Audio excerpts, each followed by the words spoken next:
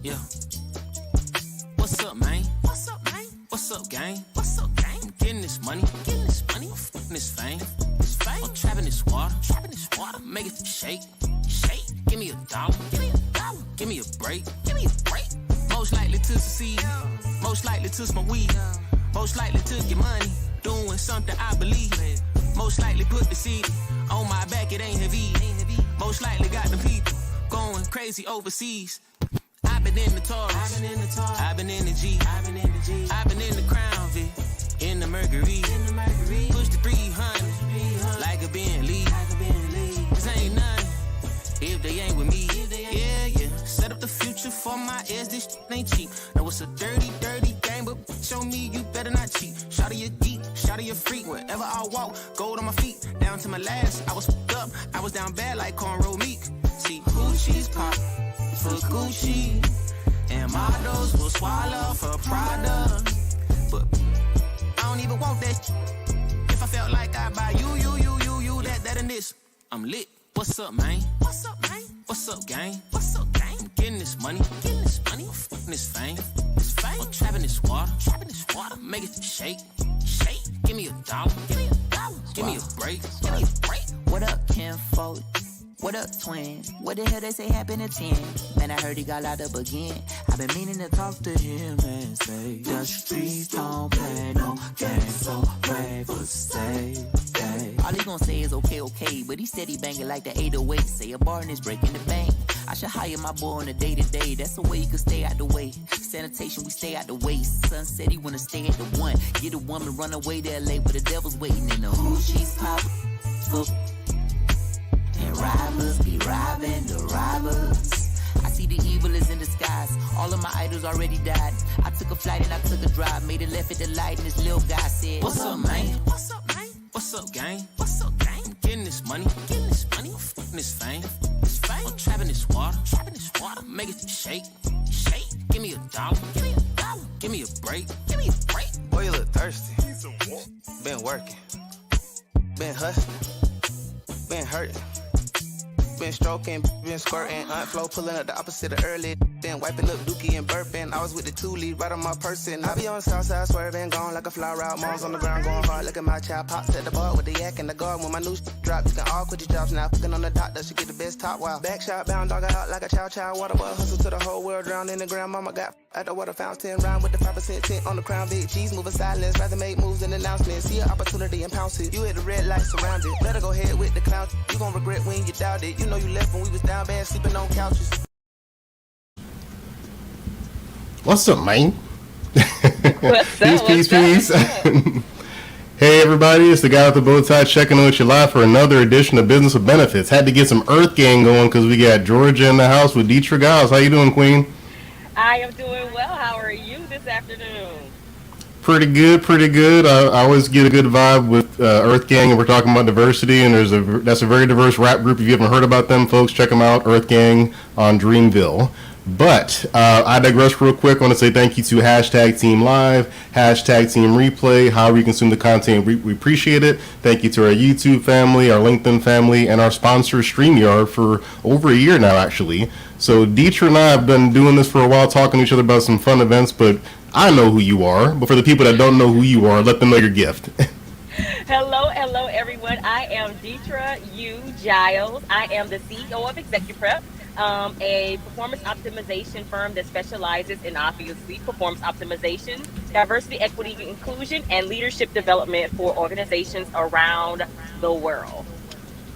Now, she's being a modest, too. She's a keynote speaker, TEDx, make your CEO better, all that stuff.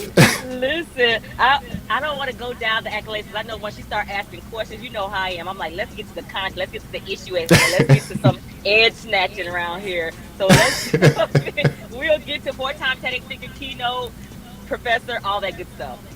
Good. Well, let's get right into it. So a big topic we're going to get into is how DEI affects the bottom line for your company. We're going through this I won't say weird because we've never really had black folks represented well in the corporate space. It's just more visible now than it was pre-George Floyd. So we're in a space now where people are like, oh God, I got to do something now. Or they're saying, screw it, I'm not going to do anything. So for the people that are looking at this, that maybe they're in a not diverse organization or they're kind of on the fence about everything, especially in Georgia with all these CRT fights and all that, and that's a whole different topic. But let's talk about the reason why in today's day and age DEI affects your bottom line. So here's what has happened. What has really scared people is this work from home situation, this remote work, this work from anywhere situation, right? Mm-hmm. What happened for many minorities is we got to live and sit on our own merit, because in the office people could see and smooth and all other stuff, but when we went home, people had to basically stop all of that smoozing and work based around what their actual merit was. And when we went home and got based on merit, people got scared, because even like you, think about how well you did while you were home. Yep, I did better than ever. That's better than ever working at home. Right? And now all of a sudden people are stepping back and saying, wait, I know you had the person that you liked, your favorite employee, but based on the numbers, your favorite may not be so favorite. Right? Mm-hmm. And many of us shined in that light. And now when people said, hey, who should we be promoting? It wasn't, let's just promote this guy because he's black. It was, no, based on his merits, this person should be the person to get promoted. And so when we step back and make the playing field level, what organizations will see is that many of the talent that they've overlooked, which is typically historically marginalized populations like black people, like Native Americans, like Latinos, like women, when they stop and say who's producing, they recognize these populations are actually producing. And if we promote them, it's not about them producing, it's about their ability to teach others to do what they do. And we miss money when we don't allow our top producers to teach others to produce at a top level. See, this is why I like talking. I remember when we first met, you said I'm an HR person that knows about business. I'm not just here checking boxes. I'm not here to fill out your enrollment for benefits. I'm here to actually help you make an impact for this. So, and I think this helped black people, especially working from home, because the smoozing wasn't our thing for the most part. Code switching doesn't let you smooth that well. Like you'll do it, but you're still kind of like on the outside. So not that I was smoozing a lot before, but it just let me kind of focus on traffic for one. Georgia, everywhere's an hour away. I'm used to that now. Anywhere I got to go is an hour away because of traffic. And you're facing that right now, unfortunately. Right. You'd be sitting in my car right now because overturned tractor trailer. But see, that affects our lifestyle. Like usually marginalized people have a different setup at home where they don't have, they're single moms or single dads and things like that. So talk about how that also is affecting the recruiting standpoint. If you're keeping it remote, how that helps you get to be more diverse. Listen to me. So here's the thing about when we talk about this diversity, especially when we talk about as it relates to single parenting. If you have children, you can type it in the chat. You know how much it costs for childcare. You know, and not just childcare. We're not even just talking about if your child is an infant, they have to be somewhere. We're talking about your child is in public school. You don't pay for school, but you pay $5 million in before and after school care. Well, guess what? That amount of money got wiped away. And that's why we saw so many people doing a little bit better. We saw a lot of people that were negatively financially impacted, absolutely. But we saw some people who reaped the benefits of being at home. That meant that extra literally $1,000 a month that they paid in before or after care went away. You know how much gas is right now? The cost of, listen, and don't drive an SUV. You need a part-time job. And so marginalized communities that have historically made less money saw less money go out of their homes, and so they were able to sustain their lives. Some people for the first time were able to save, because you don't realize, many of us, especially if you're in a high commuting area like Atlanta, you could easily spend $100 a week on gas. That's $200 a year. And for the first time, they didn't have to pay for child care before and after school care, $1,000. They didn't have to pay for gas. That's so you're looking at $1,400 a month that stayed in their house without them ever getting an increase in pay. So these marginalized communities were really able to benefit from some of this stuff when we think about this ability to work from remotely. Yeah, I think the commercial real estate industry is pushing the buttons on this. Like, hey, y'all got to get back in office. These leases got to get paid. Listen, and even organizations, when they think about it, this helped them be better able to recruit. So you're better able to recruit those populations that historically you kind of shied away from because, oh my goodness, those single moms, they might have to get called out. So if they get called out, Johnny's in the next room. Number one, and for you, it reduced your liabilities. Because I saw a few of my clients that had commercial properties, they said, hey, we're sticking with this work from home thing because we can end this lease. It worked well. We're going to pay our employees a little bit more in benefits, i.e. we're going to pay for their Wi-Fi so they can get top level Wi-Fi at home. But that pales in comparison to our rent. Yeah. And so they're reaping the benefits, and now they're able to hire populations that they had not historically considered. Yeah, that's what's interesting about my current work situation. There's 3 teams of us, and my team is mostly virtual. So when we do meetings, my team's always on WebEx or something, and everybody else is in person. But to keep including everybody, I want to shout out to the audience real quick. We got Kimberly Grant here, representing from Jacksonville, Florida. Thank you, Kimberly, for jumping in here. And then we also have Brittany Freeman tagging a friend of hers, Shanice Page. So thank you, Brittany and Shanice, if you're watching. And then you and I both know Diana Parker. She's Team Live. She's also in Florida in the Tampa Bay area. Diana be everywhere. I appreciate Diana. She supports everybody. Super good cheerleader. So even speaking to that point, there's certain industries that can't get away from the remote workforce. Like I think about restaurants. One of my favorite vegan restaurants are saying in July they're going to be doing reservation only.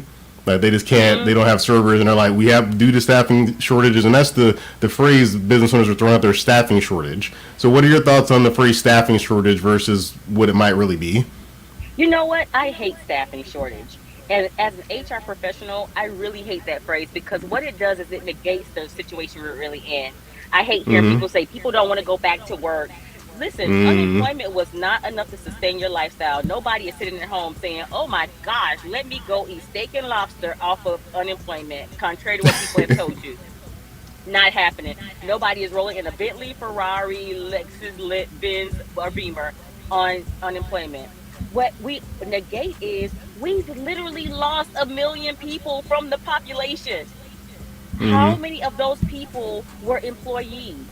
There is a people shortage, and often I don't think we really process that the way it actually is. There's a people shortage. We've lost people have died in this pandemic that were in the workforce, and they're not coming back to the workforce.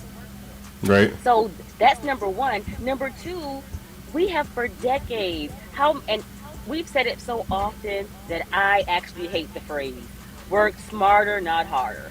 We've been saying it for decades and no one listened. It became this euphemism, this mantra that no one really dove into.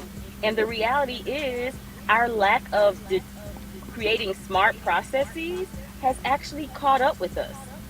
Yep. It's caught up with us in a very bad way, and now we want to put it on the employees, and it's not on the employees, it's on the organizations that had an opportunity to figure out a smart way to do this and did it, even down to this exorbitant amount of money we're paying for gas. How long have we been talking about electric vehicles? Yep. And now they're just saying, oh my gosh, we can't do these gas prices anymore. Of course we can't. We knew that 25 years ago. And we did nothing, right? You two geeks on LinkedIn, we can geek out and talk about stuff. But I also think, I want to add to that too, I feel like it was a standard elevation. People's standards have increased. Because I remember the last election cycle, every single debate was $15 an hour, $15 an hour, free public college, free healthcare. It was like so many things that I felt like people saw that and said, man, I'm working at a warehouse making $11 an hour and no health insurance. I want to go do something where I can get $15 an hour. And you can see Chipotle making burritos. You can make $15 an hour, get benefits, 401k and all that. And I feel like a lot of people saw that and just said, forget this. I love kids working in daycares, but I make $12 an hour and no benefits. I love, being a landscaper, but I get no health insurance. So I feel like a lot of it was standards have changed for people. Absolutely. And the thing, and what has backfired on us actually, is the thing that we meant to use to get rid of people made people have more options. And so we saw technology as a thing that was going to help us. We don't need people as much. We'll get rid of people. And corporations out. The more technology we get, the less people we'll need. But this Mm-hmm. access to technology gave people more options. So when Walmart thought, you know what, we'll take out 15 cashier things and put in self check-in, the cashier started saying, wait a minute, I can work from home because I have a computer. So Mm-hmm. now I no longer want to deal with your irate Walmart employees or irate Walmart customers and stand at your door and check to see if someone's stealing your flat screen or not. I can go home and work for XYZ company from my computer and not ever have to leave my house. Yep. And Well, so I'm gonna. that thing they thought to get rid of people actually backfired on us a little bit. Well, to make a positive out of a negative of getting rid of people, we're still there's still a debate. I felt like when everything happened with George Floyd, there's gonna be a lot of stock photo things happening, just putting people in positions just to say, hey, I checked the box. And we're 2 years, I think, yeah, 2 years now since George Floyd. Now at this point, so can you share with people any kind of like bottom line profit increase or something like to say like, hey, if you invest in diversity, if you focus on inclusion, you can see this kind of bump in your profit? Because I think that's something that business owners grapple with. They think it's like a warm, fuzzy, touchy feely kind of thing. But I do realize there's a monetary standpoint we can explain to people to help them understand why they should focus on that. Absolutely. So we know that companies that invest in ethnic diversity are probably about 35% more likely to reach their profit goals than companies that don't. Companies that invest in gender diversity are 45% more likely to increase their profits, right? And so we know that for a fact. Here's the problem for many organizations. They do exactly what you said, Daryl. They check the box. So let's go back to those organizations that back when we had the murder of George Floyd, which was telecast all over the world, they put their Black Lives Matter banners up on their website and had their "We stand with Black Lives Matter." And you know what they all did? Oh, lo and behold, they created a chief diversity officer position. Yay, us, let's all kumbaya. That was great for about 6 months. We're two Mm-hmm. years in. Go back and check on your chief diversity officer that was appointed. Find Mm-hmm. out, where do they report? Because when they were appointed, they report to the CEO. In many organizations now, they still have that same title, but they report to a director, Mm-hmm. right? Ask them where their budget is. They had an amazing budget to do some internal stuff before. Now they have enough to pull together an annual potluck dinner where you got to bring your own ethnic food, right? And so a lot Yeah. of organizations aren't reaping the benefits of DEI because they really aren't doing DEI. They have no real strategy. What they said was, hey, let's get somebody in. Let's call Dietrich and have her come do a keynote. And Dietrich said, I decline because I will not be the black face you get to tell your minority audience to be quiet. If you're not Mm-hmm. interested in making DEI a part of your DNA, I am not your person. And so many organizations have not done that. And as a result, they really aren't reaping the true financial benefits of DEI.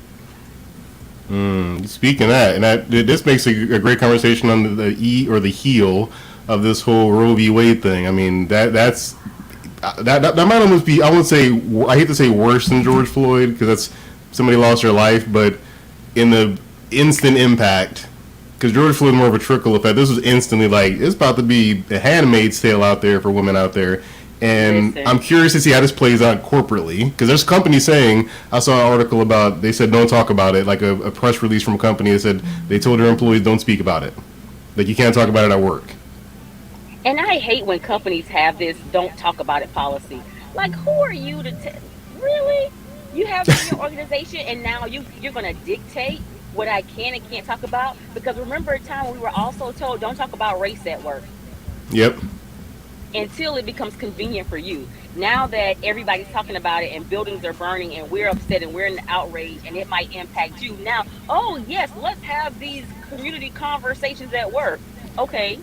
And so now it's you have one more thing that you don't talk about. And that's why I often train organizations when they call me in and they say, Dietrich, we need training. Before we even talk about DEI, my first thing is I need to train you all on conversational competence. Because when they Mm-hmm. say don't talk about it, what they're saying is we are incompetent. We don't have the tools to actually successfully navigate these conversations. And instead of equipping ourselves, our leaders, and our managers with the tools to have these conversations, we would more rather control what you say and do in our organizations than to actually be equipped to have these conversations in a good way. Yeah, 'cause that's where I have those days of, don't bring politics to work, don't bring home to work, all those things that kind of led to everything that happened with COVID. It was like, man, I'm going through some stuff, I need some help, and all these mental health issues increasing. But it's just this one here, especially I'm as a girl father, it's and I have a son too, but just to think about how that affects a woman so much that people don't want to think about anybody outside them, because people know candidly I have two adopted children. And we stepped up and said, hey, we're going to take care of some kids. But as this whole thing plays out, I'm like, before you say people can't make a choice, are you going to go adopt these kids and help this situation? Because that's my fear, is that there's going to be a bunch of kids in the street just being, dumpster babies, basically. Because women are like, I didn't want this. It's my body. I didn't want this. And that's the thing. And people know me. I am unapologetically a Christian. And I look at my community and say, okay, for all of you who are out there with these signs and these posters who are like, yay, this happened, everybody who's going to adopt a child, raise your hand. Right. Everybody who's going to financially support a single mother, raise your hand. Everybody who's up on deck for babysitting, raise your hand. Everybody, you know what I mean? And this is a DEI conversation. This is about women in the workplace. And we know the impact this can have on young mothers. And everybody will be impacted, but the woman is the one that has to carry this child, raise this child. She's going to get the phone call from the daycare, and her career is impacted, and her future's impacted. So say some young girl makes a crazy mistake, gets pregnant at her freshman year of college. That dude will be able to continue and finish college while she has to sit out a year and maybe never be able to return. Oh, yeah. Who's going to cover that salary loss? Who's going to be the person to step up and say, you know what, honey, you go back to school. I'll cover your daycare. And many of my fellow Christians who are out there protesting are not going to be the ones to step up. And so if you're not going to step up, this may be the time to step down. That's my biggest point with this, because every time this thing comes up with the pro-choice, pro-life thing, I'm like, if you have an adopted child, you can say something. It's kind of like people that don't vote. Like, if you didn't vote, don't say anything. So to me, if you don't, all those checklists help, adopt a kid, pay for a single mom, if you're not going to do any of that, then shut up. Because at the end of the day, the people that say this, we want to have this happen, are not the ones helping. I've not seen, and candidly, my when we were pregnant, my wife had there was a pregnancy app where women would talk about pregnancy stuff, and there's always these women that talked about these powerful Republican men that were getting abortions. And they're like, hey, no, don't let them fool you. And they're talking, girlfriend talk to each other, and they're like, yeah, quick you take you to the clinic. They'll take you down there real quick. And it does affect. Yeah, that affects our people more because we can't afford to do that. Our people, I know there's an argument of this is killing black babies, but it's an economic situation. If you don't have the money to pay for a kid, you should do it. Just like if you had a dog have a large litter of dogs, you say, hey, I'm not keeping all these dogs. So it's a weird situation because I know the ideology side of it, but it's just, this affects the workforce too, because there are women, like you said, that won't come back to work because of this. And then, do you know what kills black babies? Babies who are born uncared for and end up in the prison system. Right. Babies who are born with absolutely no support and go on to have other children who go on to lead lives of criminality because there isn't enough money to put food in the house. There isn't enough money to sustain the bills. There isn't enough money to keep the lights on. That kills black babies too. Yeah, and Enrique had a good comment here. He said we have no villages anymore. No one is trying to cover folk when life gets tough. Sad state of our world. And that's true. I mean, 9 out of 10 times when I tell people we adopted, I get, I couldn't do that. Oh, we thought about that. Oh, if I didn't have kids, I'd do. It's always something other than, I rarely meet somebody that said yes to it. And that's okay if you don't want to, but it's like when Enrique said the village. Nobody wants to step up anymore.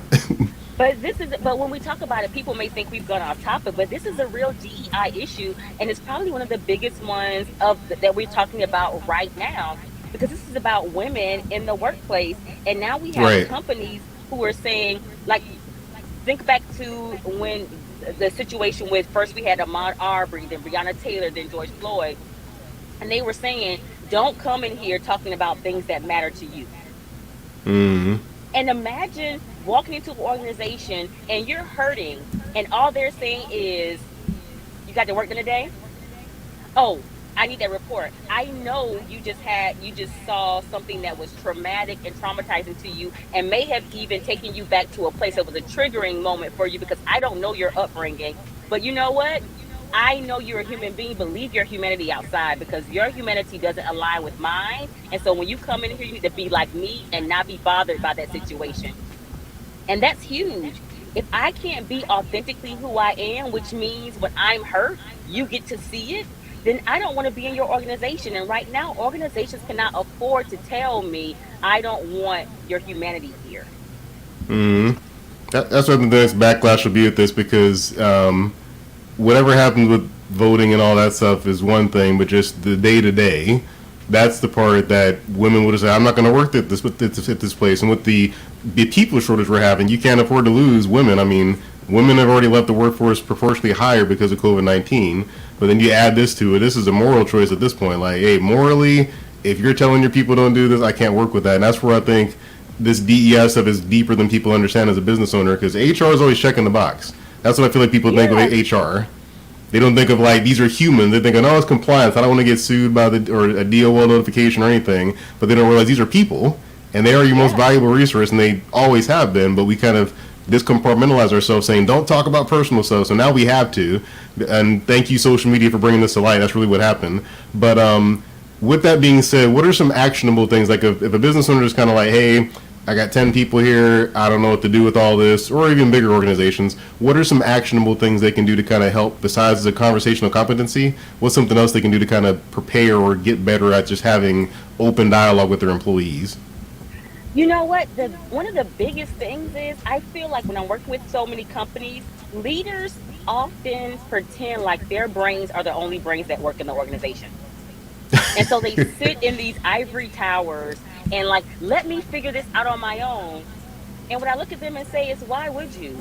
What do you know about being a Black woman? What do you know about being a old white man over 65? What do you know about being a Latina gay person? What do you know? And so why are you trying to figure out how to do this? Why don't you get the collective brains of your people and get them involved in this conversation? Ask the question, hey, what are we missing? Do you feel included? What would make you feel included? And here's the gotcha. We ask those questions on a surface level. What would make you feel included? I.e., let's celebrate Black History Month. Let's celebrate Women's Equal Pay Day.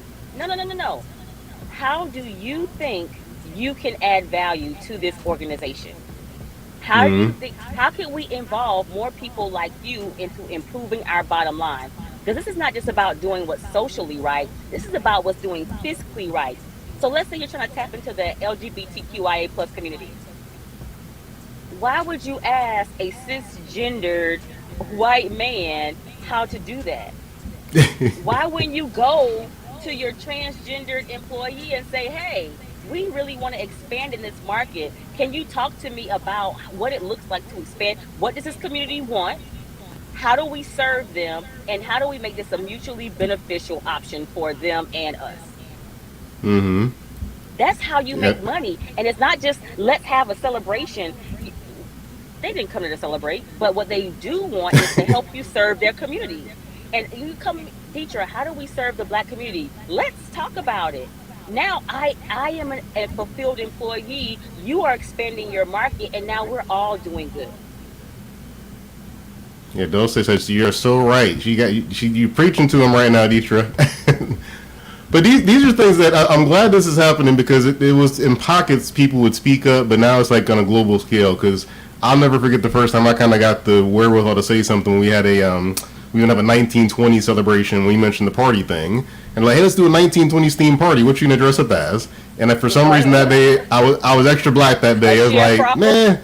Right, that's what I'm like, what am I going to dress up as? I'm not wearing a tuxedo. That's y'all. I think we wasn't wearing tuxedos in the 20s. We was running away from y'all. So I'm not dressing up as anything. And that was like the first time I was like, yeah. But most people don't get that point where they feel comfortable to say those things and to be open, because most organizations just say, here's the party, shut up and be happy. So I'm glad that now that's a good tip to say, just reach out to your employees and talk to them, because most employers don't do that. But even backing up, you also have to educate yourself. Like, I remember speaking at an event, and a large company brought me in, and they want to talk about Women's Equal Pay Day. Dethra, come and talk about Women's Equal Pay Day. And I said, y'all haven't researched me, have you? And so I went in and I said, I would love for us to talk about celebrating white women's equal pay day, because that's what today is. Because Black women are 3 months away, Latino women are 5 months away, Native American and Inuit people are 6 months away. So we're not celebrating women's equal pay day, we're celebrating a group of women's equal pay day. And when we educate ourselves, then we can really speak to, so when we go to our employees, not just saying, tell me how I can serve the community, this is what I know, how do we do this better? Because it's not their job to be your professor of diversity. Right. I agree 100%. And the burden's hard on people to do that, to be the educator for everybody that doesn't know something. I mean, there's a thing called Google. You can learn a lot of stuff about other cultures pretty easily, and that's, I think, the onus is on the owner at least to dig into that. And it's sad that this happens, that people don't realize that the business is built on the backs of other people. It's sad that happens because every business started out with just me and an idea. And I don't know where that disconnect happens, where people get to the ivory tower you mentioned and say, well, I got 50 employees, but it's all me. Like, no, it's them. You wouldn't be here without them. And even if you can replace them, somebody has to be there. Yeah, it stopped being just you. And here's the deal. I started Executive Prep in 2007. And even when I say it was just me and the computer, no, it wasn't. It was me. It was my network who said, hey, even companies that said, we're going to give a small minority-owned business a shot. There was someone in that company that pushed that, because there was a larger company in the wings waiting to get that opportunity. So even when you think it was just you, the question is, what about the help that you didn't see? What about the help that didn't show up on your payroll? What about the help that got you in the door or that opened doors for you? You have not accomplished anything simply by yourself. And what we have to start doing is, as we start to get more, this DEI effort going more, we have to ask the question, what doors do we need to open for these organizations? Because here's the reality. You're talking to a population that has been historically told you have to be 10 times better just to be considered equal. So that means they spent their life being better than the best of what you have historically accepted as average.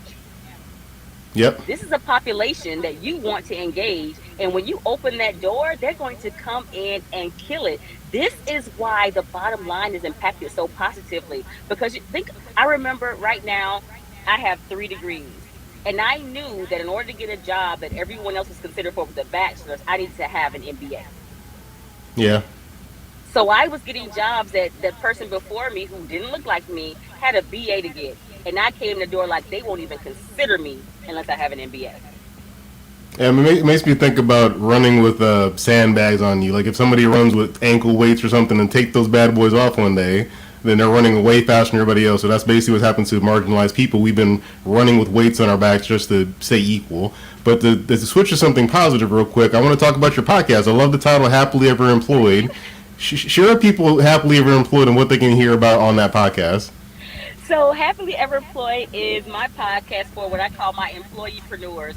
So what did I tell everybody, all of my clients, is that you personally, you directly are a multi-billion-dollar organization, and your career is your product. And if you are not managing it like a business, then you are failing yourself and your future miserably. So I teach employees how to manage their career like a business. And this is not for people who are saying, you know what, one day I want to own my own business. These are people who say, you know what, I enjoy being an employee. I have no desire to have my own LLC. You all can have that foolishness. It's crazy. I don't know why you did it. You were stupid, but I'm going to stay over here in this good job. As my grandma said, that good government job with benefits. But I recognize that my career is my responsibility. And if I'm going to get to the C-suite, to get to the CEO spot where I want to be, I have to manage it like a business. And so on the Happily Ever Employed podcast, I call it that because these people are happily employed. They don't want to be an entrepreneur, but they also want to manage their career properly. And I teach them how to manage the business that is their career.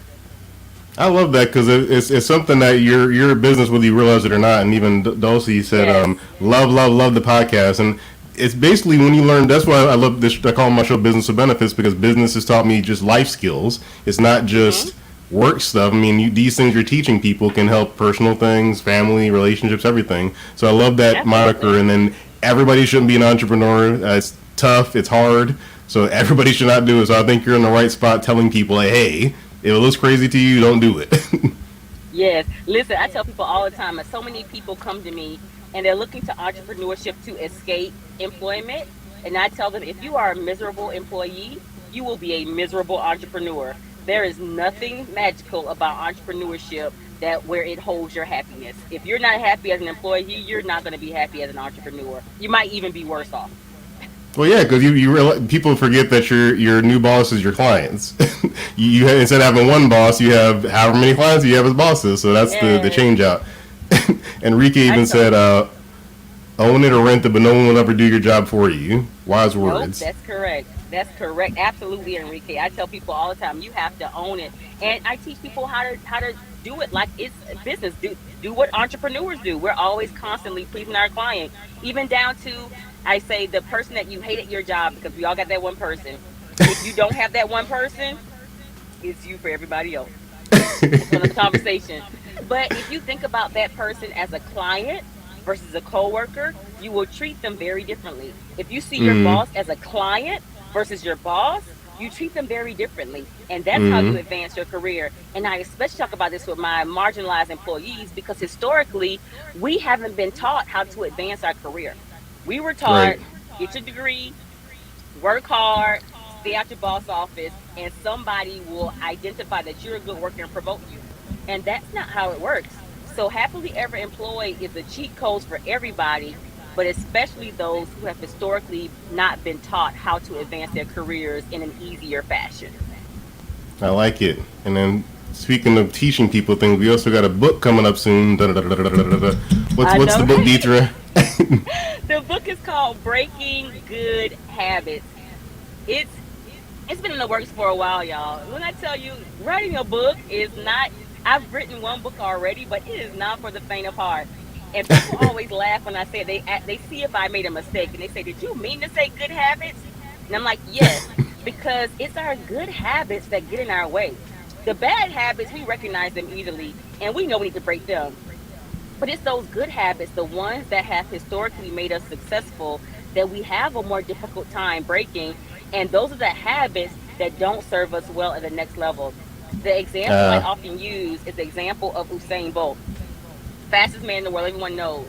But if Usain Bolt decided he was going to go from being a sprinter to a distance runner and kept the same good habits that made him the best sprinter in the world, he would literally die. It would literally kill him if he tried to run a marathon the way he runs the 100-yard dash. And so we do the same things. We go from being a great employee, a great doer, and someone says, "Oh my gosh, you were great at making widgets. I'm going to make you the supervisor of the widget makers." And we keep doing that thing that made us the great widget maker, we will fail as a supervisor. But that was a good habit. And so it's those good habits that often ruin us that we have to learn how to break. I've seen this firsthand. I mean, even my personal work, because I was a single agent by myself writing policies, nobody under working with me. And then, hey, you should teach people this. And when you're a solo agent, you're all about you. So the good habit was, I'm gonna make calls every day. I'm gonna network and all that. And then they're like, "What about us?" "What do you mean? What about?" "No, I'm doing it. Watch me." Yeah. Like, no, that's not the good habit. The good habit is you're supposed to do it with them and like show them how to do it. So I saw that firsthand. I struggled at first, like, oh, I gotta do a whole new thing. Like the stuff I did to get here. That's why I would say new level, new devil. Whatever you get you there is not going to keep you there. Yeah, you'll be amazed at how many people I coach. And this is what shocks people. I worked with the organization recently, and we were doing some org development for them. We said, okay, we're going to revamp your organization. Here are the positions you need. And in those instances, we will help them fill a position. And so they had an opportunity to hire a minority candidate for a C-suite position, but this minority candidate had not done the job that they were going to lead for. So it was a chief operating officer position. And they said, this person hasn't done operations before. And I said, that's actually better, because when I get a leader who hasn't done that job before, they don't get in the weeds of trying to do that job. They only can focus on leading. And because he was a great leader, he's done a phenomenal job leading the team, even though he's never done that job before. And so I often like to take leaders who hadn't done the job before and have them lead, because they're forced to focus on leadership and not get in the weeds and in the way of the people who they need to be leading. Yeah, I like that mindset, because you're basically saying they have the skeleton of leadership, but because people always get bent out of shape, like, you hired somebody for a position they never did before, and it's like, well, what's their scope of responsibilities? Is it to do that, or is it to help you get things done, or is it to be completion, or is it process systems? What is it supposed to be? So I like that, because I know young people sometimes they have a trouble. I want to get a job, but I need experience, and some experience you just can't get unless you do the job. But if you have a transferable skill set of leadership, operations, processes, things like that, you can kind of do whatever you want to with this mindset. Absolutely. And this person, and guess what? When they got the position, the team said exactly what you said. How did you hire this person? They've never done this job before. I think it was a bad hire. The first thing they came in and said was, you all are smarter than me. My job is to make sure that you have what you need to do the best job you can. Tell me how to serve you. They love this guy now. They love him. They're like, I don't care. I will give part of my salary to make sure this man stays. Right? Because they've never had the resources he's got for them. And when I say he goes to bat for them, every decision he makes, he pulls his team in. Hey, this is what we're thinking about doing. How does this sound? How will this impact you all? And there have been things that they said, this sucks. This is what it will mean. And he went back to the board and said, we can't do that. It won't work for my team. And everybody was on board. We were doing this. The contract is signed. He's like, no, we're not. I talked to my team. It won't work. And here's why. Here's what they need. So when you get somebody who knows how to lead, and what this did was it opened it up an opportunity for them to hire a minority candidate, because initially they thought no, the people that they thought were no minorities were in the pool. We opened it up and said, hey, we need someone with leadership. I recommended that. Got this great minority candidate, hired him. He is killing it. Best decision they made. That's a good comment Enrique put about this too. He said, leaders lead, they don't operate. Absolutely. Leaders lead, they don't operate. That's a t-shirt, I think. Over there in the chat today. That might be a t-shirt, Enrique. Make that a t-shirt. But I like that. So this is Dethra. You always turn everything on its head when you and I talk. I love talking to you because there's always some new idea or something coming out. For the people that want to learn more about you, we got the website right down there. I'm doing a little YouTube dance, so definitely check out the webpage. But where else can they find more information about you? They can follow me on Instagram, and on Instagram I'm Dethra.Giles. That's DETHRA.GILES. They can also right here follow me on LinkedIn. You all know my employeepreneurs. You need to find me on LinkedIn, connect, let's talk. And most importantly, you need to be listening to the Happily Ever Employed podcast everywhere you get your podcast, because that's where I have a deeper dive on all of these conversations. Boom. And she will always have some fly glasses on when you talk to her. I promise you that. Well, folks, please be safe. And I know, Dethra, you be safe out there with the 85. 85 is always a problem, right? 85 and 20. When I get on those two. And I'm going from 85 to 75 to 20 because I have to go out east. Ugh, Lord, I don't envy you. Take a nap. But I'm going to hit 7 o'clock. It'll be fine. Right. Well, I'm going to play this outro real quick. Y'all be safe, please, and we'll catch you next time on Business with Benefits.